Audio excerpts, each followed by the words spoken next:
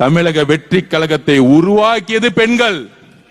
இன்றைக்கு சொல்றேன், தமிழக வெற்றி கழகத்தை உருவாக்கியது பெண்கள்.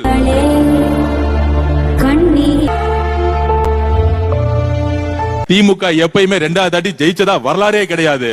உங்க தந்தை கலைஞராலே முடியாத பொழுது நீங்க ஜெயிச்சிருவீங்களா? எங்க தலைவர் எதிர்த்துன்னு எவ்வளவு பணத்தை செலவு பண்ணட்டா அவ்வளவுமே போச்சுடா.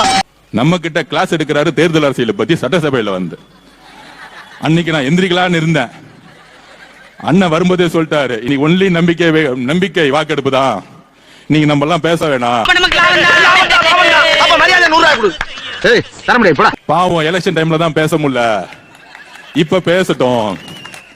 ரொம்ப அடி வாங்கியிருக்காங்க. நீங்க அடிச்சதுக்கு அப்புறம் வேற எவன் அடிச்சாலும் அதை தாங்கக்கூடிய ஒரு சக்தி வந்துருச்சு அந்த உடம்புல. அப்படி ஒரு அடிடாது. அடிச்சா அழுவாங்கல்ல, அழுது கலந்துட்டு சட்டசபை விட்டு ஓடி போயிடுவாங்க. சொன்ன மாதிரியே பேசிட்டு ஓடி போயிட்டாங்க.